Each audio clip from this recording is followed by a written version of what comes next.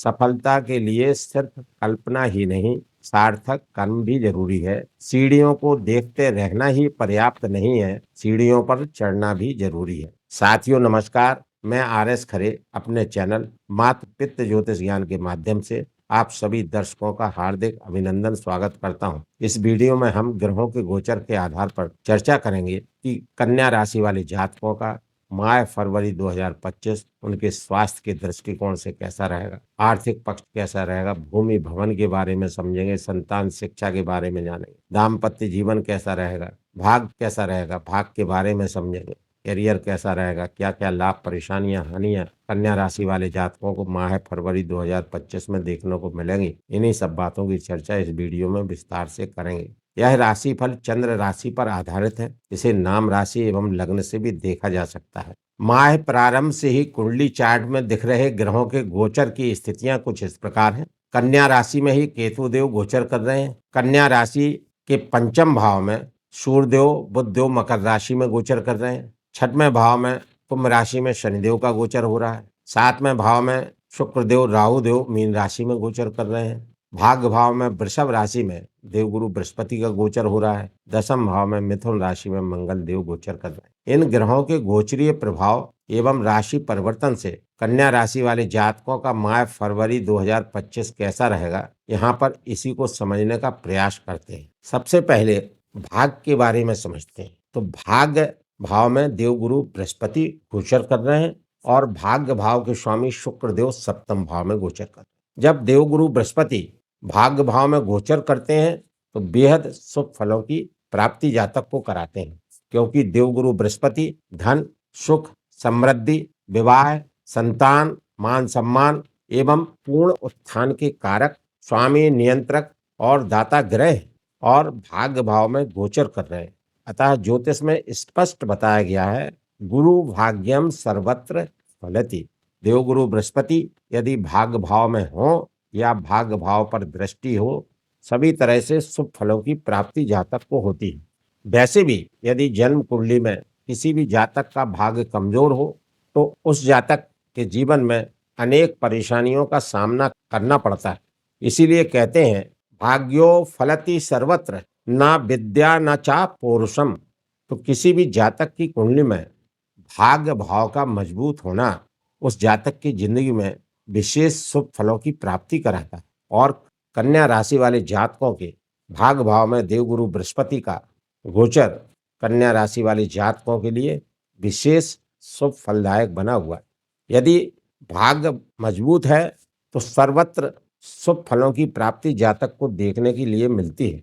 यदि किसी भी जातक का भाग्य कमजोर हो और वह जातक चाहे कितना ही विद्यावान हो, कितना भी बुद्धिमान हो, विवेकशील हो और बली हो, साहसी हो, हिम्मती हो, लेकिन यदि भाग्य कमजोर है तो उसके जीवन में कुछ ना कुछ परेशानियां आती ही रहेंगी। लेकिन यहाँ पर फरवरी 2025 और उसके आगे 31 मई 2025 तक कन्या राशि वाले जातकों का भाग्य विशेष रूप से शुभ फलदायक बना हुआ है। शुभ फलों की प्राप्ति होगी। वह इसलिए होगी कि 28 जनवरी 2025 से शुक्रदेव राशि परिवर्तन करके कुंभ राशि से कन्या राशि वाले जातकों के सप्तम भाव में मीन राशि में प्रवेश करेंगे और मीन राशि में फरवरी माह से मीन राशि में ही गोचर रहेगा और शुक्रदेव यहाँ पर उच्च के हो जाएंगे। वैसे तो शुक्रदेव प्रति वर्ष एक बार मीन राशि में उच्च के होते ही हैं, किंतु इनका गोचर एक राशि में लगभग 27-28 दिन रहता है। लेकिन मीन राशि में शुक्रदेव इस वर्ष लगभग 120-22 दिन रहने वाले हैं। फरवरी, मार्च, अप्रैल, मई, 31 मई तक शुक्रदेव मीन राशि में ही ट्रांजिट करेंगे और देवगुरु बृहस्पति और शुक्रदेव का राशि परिवर्तन योग भी बनेगा। और यह राशि परिवर्तन योग नहीं है, यह विशेष राजयोग है। केंद्र और त्रिकोण भाव में देवगुरु बृहस्पति और शुक्रदेव का राशि परिवर्तन योग बन रहा, जिससे भाग्य की प्रबलता रहेगी। भाग्य से आपके अनेक कार्य बनेंगे, भाग्य का उदय होगा और भाग्य का बेहद आपको सपोर्ट देखने को मिलेगा। जो कार्य पूर्व में रह गए थे, फरवरी माह से उन कार्यों को आप होते हुए देखेंगे, इसमें किंचित मात्र भी संदेह नहीं। शुक्रदेव सप्तम भाव में बैठे, ये कैरियर भाव है। कैरियर भाव क्यों है कि कैरियर भाव 10th हाउस है, लेकिन कैरियर से दशम ये भी एक तरह से कैरियर भाव है। वैसे तो रोजगार भाव बोलते हैं, दाम्पत्य जीवन का भाव है, तो यहाँ पर शुक्रदेव का उच्च का होना रोजगार में निश्चित रूप से वृद्धि का होना, रोजगार में आपको काफी वृद्धि देखने को मिलेगी। अब शुक्रदेव राहु के साथ में गोचर कर रहे हैं, तो राहु देव सप्तम भाव में और शुक्र के साथ जब भी गोचर करते हैं तो जातक को रोमांटिक बनाते हैं। और शुक्रदेव के साथ में राहु की युति हमेशा शुभ फलदायक रहती है, क्योंकि शुक्रदेव दैत्यों के गुरु हैं और राहुदेव दैत्य हैं।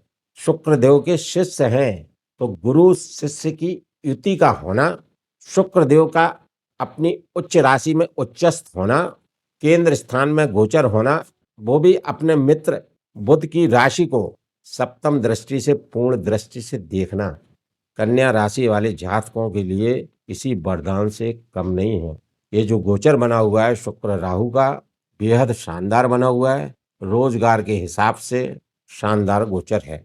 राशि परिवर्तन की जहां तक बात करते हैं, गुरुदेव का शुक्रदेव का जो राशि परिवर्तन है वो भी विशेष शुभ फलदायक बना हुआ है, क्योंकि भाग्येश शुक्र रोजगार भाव में बैठे हैं, वो भी उच्च के होके बैठे हैं, उच्चस्थ स्थिति में, तो रोजगार को भाग्य का विशेष सपोर्ट मिलेगा।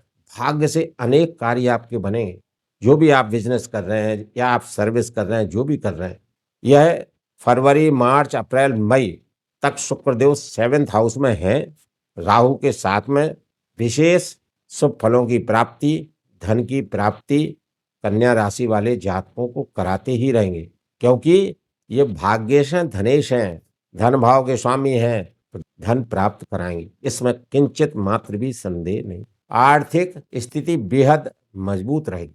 मंगल देव 10th हाउस में गोचर कर रहे हैं और मंगल देव 24 फरवरी तक बकरी हैं तो चेष्टा बल बढ़ा हुआ है, फल देने की क्षमता बढ़ी हुई है, और इनका नक्षत्र गोचर मंगल देव का देवगुरु बृहस्पति के पुनर्वसु नक्षत्र से हो रहा है। पुनर्वसु नक्षत्र में जब भी मंगल देव गोचर करते हैं तो जातक को पुनः पुनः बार बार धन की प्राप्ति कराते ही रहते हैं।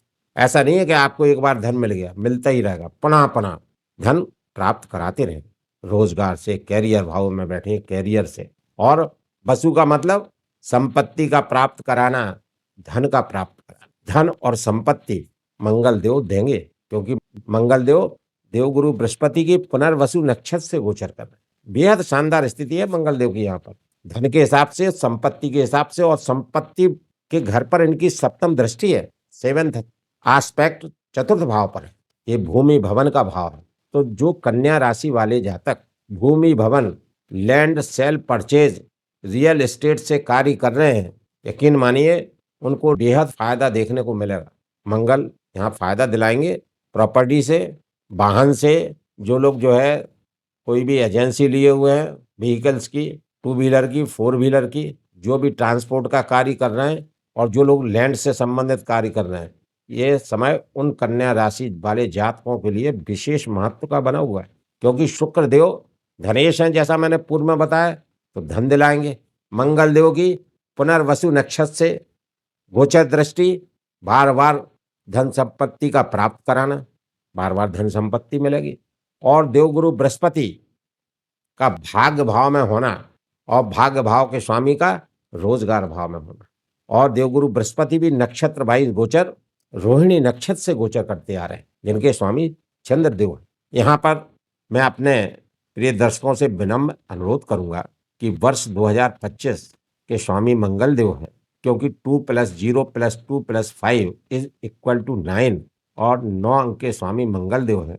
अतः वर्ष 2025 में मंगल देव एवं उनके स्वामी श्री हनुमान जी महाराज की पूजा अर्चना, आराधना, उपासना अधिक से अधिक करते रहें, और कमेंट्स में जय श्री राम, जय श्री हनुमान लिखना ना भूलें। यदि आप लोगों को मेरे द्वारा दी जा रही जानकारी अच्छी लग रही हो, सार्थक लग रही हो, तो चैनल को लाइक, सब्सक्राइब एवं शेयर करना भी ना भूलें। देवगुरु बृहस्पति की पंचम दृष्टि भी आपके ऊपर है, तो मंगल की चतुर्थ दृष्टि का होना, देवगुरु बृहस्पति की पंचम दृष्टि का होना, शुक्र देव राहु देव की सप्तम दृष्टि का होना, बेहद शानदार योग बना हुआ है। कन्या राशि वाले जातकों का समय आ गया है, बेहद शुभ समय आ गया। अब कन्या राशि वाले उत्तरोत्तर आर्थिक प्रगति, सामाजिक प्रगति, व्यवहारिक प्रगति, प्रोफेशनल प्रगति, सभी तरह की प्रगतियों में ऊंचाइयों को देखेंगे। हर तरह से उनको प्रगति देखने को मिलेगी, उनकी प्रगति होगी। बस यहाँ पर केवल कन्या राशि वाले जातकों को ये देखना है कि उनकी जन्म कुंडली, लग्न कुंडली में ग्रहों की स्थितियां कैसी हैं, कमजोर तो नहीं। यहाँ गोचर में स्थितियां सही हैं ग्रहों की, लेकिन यदि लग्न कुंडली में, मूल कुंडली में ग्रह कमजोर हुए तो वो कन्या राशि वाले जातक शुभ फलों की प्राप्ति नहीं कर पाएंगे उस मात्रा में, क्योंकि कन्या राशि वाले जातक करोड़ों की संख्या में। क्या सभी को शुभ फल प्राप्त होंगे? नहीं। क्या सभी को अशुभ फल प्राप्त होंगे? नहीं। कुछ लोगों को शुभ फलों की प्राप्ति होगी, कुछ लोगों को विशेष शुभ फलों की प्राप्ति होगी, कुछ लोगों को शुभ फलों की प्राप्ति कम होगी। बाकी शुभ फल कन्या राशि वाले हर जातक को कुछ न कुछ ईश्वर की कृपा से जरूर प्राप्त। शुक्र देव राहु देव आपके ऊपर दृष्टि किए हुए हैं और आपकी राशि के स्वामी बुध देव हैं, और बुध देव के परम मित्र हैं शुक्र देव और राहु देव। और जब गुरु और शिष्य यहाँ पर बैठे हैं और गुरु जो है उच्च स्थिति में है और बेहद शुभ फलों की प्राप्ति आपको कराएंगे, भाग की उन्नति देंगे, कुटुंब से संबंध अच्छे बनेंगे, धन की प्रबलता आपको देखने को मिलेगी, आर्थिक पक्ष मजबूत कराएंगे और आपकी उन्नति कराएंगे। तो राहु देव इन सब चीजों में आपको सहयोग करते हुए देखें, क्योंकि अपने गुरु के विरुद्ध नहीं जा सकते ना, कोई भी शिष्य अपने गुरु के विरुद्ध नहीं जा सकता। उसके बाद में शनिदेव की स्थिति बहुत अच्छी है, रोग ऋण शत्रु घर में बैठे, अपनी मूल त्रिकोण राशि कुंभ राशि में शनिदेव विराजित हैं, उनकी अति प्रिय राशि है। और जब भी मूल त्रिकोण राशि में कोई भी ग्रह विराजित होता है, गोचर करता है, तो उच्च स्तरीय के फल देता है। और छठवें भाव में जब भी शनिदेव बैठते हैं तो जातक को बेहद शुभ फलों की प्राप्ति होती है। छठवां भाव काय का है? रोग ऋण शत्रु सेवा भाव। रोग हैं समाप्त होंगे धीरे धीरे, शत्रु हैं समन हो जाएगा। रोग समाप्त, रोग ऋण शत्रु ये आपसे दूर करने का काम शनिदेव महाराज करेंगे। और शनिदेव महाराज कैसे हैं? स्लो मूविंग प्लेनेट है, धीरे धीरे मंद गति से चलने वाली ग्रह हैं, एक एक कदम फूंक फूंक कर रखते हैं। तो जो भी आपके रोग होंगे, जो भी आपके शत्रु होंगे, धीरे धीरे उनका शमन करने का कार्य शनिदेव महाराज यहाँ पर करते हुए चले आ रहे हैं और आगे 29 मार्च तक यहाँ पर रहेंगे। तो ये 29 मार्च तक आपको रोग ऋण शत्रुओं से बचाने का कार्य करें।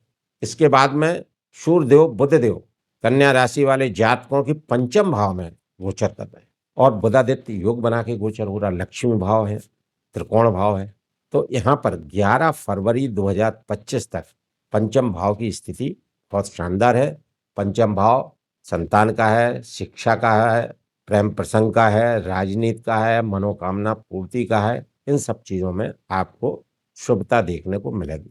केवल आपको एग्रेशन से बचना है, क्रोध नहीं करना है, क्योंकि केतु देव आपकी राशि में विराजित हैं और पंचम दृष्टि से आपके संतान भाव को, फिफ्थ हाउस को देख रहे हैं। और सूर्य अग्नि तत्व के ग्रह हैं, एग्रेसिवनेस ना हो वो थोड़ा सा आपको ध्यान रखना है। बस बाकी जो है संतान की पढ़ाई अच्छी रहेगी, संतान की शिक्षा अच्छी रहेगी। और जो संतान किसी भी कॉम्पिटिटिव एग्जाम में अपीयर होना चाहती है उनको सफलता की योग भी बने हुए, क्योंकि शनिदेव को 2 राशियां मिली हैं, मकर राशि और कुंभ राशि। तो पंचमेश होकर शनिदेव छठवें भाव में स्थित हैं, गोचर कर रहे हैं।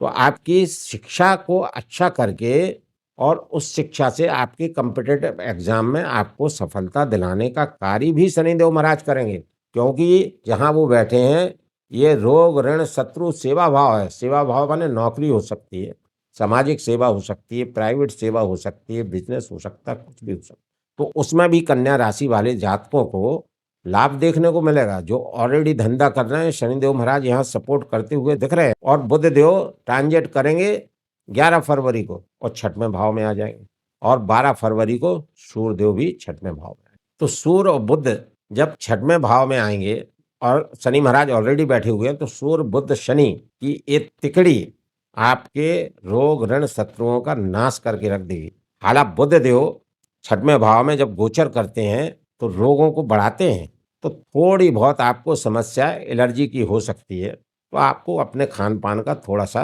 ध्यान रखना है, क्योंकि केतु देव की स्थिति वहां पर है।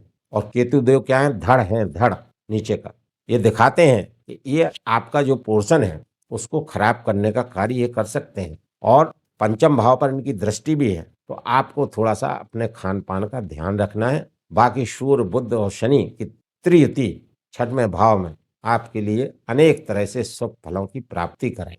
मंगल देव की अष्टम दृष्टि भी संतान भाव पर है, और मंगल देव मकर राशि में उच्च के होते हैं, अतः मंगल देव अपनी दृष्टि उच्च राशि पर डाले हुए अष्टम दृष्टि और सूर्य के मित्र भी है। तो ये आप पक्का मान के चलिए। और देवगुरु बृहस्पति के शुभ नक्षत्र पुनर्वसु से गोचर कर रहे हैं, तो विद्यार्थियों का, संतान का, सारी चीजें आपकी बहुत बेहद शुभ होने वाली हैं। केवल एक ही चीज है कि थोड़ा सा कूल रहना है, क्रोध नहीं करना है। बाकी सारी चीजें आपकी शानदार बनी हुई है। बुधदेव 11 फरवरी को ट्रांजिट कर देंगे, सूर्यदेव 12 फरवरी को ट्रांजिट कर देंगे, और छठवें भाव में सूर्यदेव बुधदेव शनिदेव गोचर करेंगे, तो विशेष शुभ फलों की प्राप्ति आपको कराएंगे। जैसा कि मैंने पूर्व में कहा, देवगुरु बृहस्पति आपकी राशि पर गोचर कर रहे हैं, पंचम दृष्टि से, सप्तम से आपके पराक्रम स्थान पर गोचर कर रहे हैं, जो मंगल के मित्र हैं। अतः आपका बल, साहस, पराक्रम अच्छा बढ़ेगा, जिससे आपका कैरियर मजबूत बनेगा। देवगुरु बृहस्पति की नवम दृष्टि भी संतान भाव पर है, तो संतान की उन्नति। मंगल की अष्टम दृष्टि संतान भाव पर, देवगुरु बृहस्पति की नवम दृष्टि संतान भाव पर, संतान पक्ष के लिए, लव रोमांस के लिए लगभग ठीक है। हर चीज में एग्रेशन का ध्यान रखना है। इसके अलावा कहीं कोई दिक्कत कन्या राशि वाले जातकों को नहीं। उपाय के लिए प्रातःकाल सूर्योदय के बाद सूर्यदेव को जल अर्घ्य दें, और सूर्यदेव का बीज मंत्र ओम घृणी सूर्याय नमः का जाप 108 बार नित्य करें। बुधदेव के लिए, चूंकि ये आपके राशि के स्वामी हैं और 11 फरवरी से छठवें भाव में गोचर करेंगे, तो बुधदेव के लिए बुधदेव का बीज मंत्र ओम ब्राम ब्रीम ब्रोम सह बुधाय नमः का जाप 108 बार नित्य करें। और प्रत्येक बुधवार को हरी वस्तुओं का दान गरीब एवं जरूरतमंद लोगों में यथाशक्ति करें। बताए गए इन उपायों को यदि कन्या राशि वाले जातक करते हैं, तो कन्या राशि वाले जातकों का माह फरवरी बेहद शुभ एवं अनुकूल व्यतीत होगा। यहाँ पर मैं अपने प्रिय दर्शकों से विनम्र अनुरोध करता हूँ कि इस वीडियो में मेरे द्वारा दी गई जानकारी यदि आपको अच्छी लगी हो, तो चैनल को लाइक, सब्सक्राइब एवं शेयर करना न भूलें। धन्यवाद।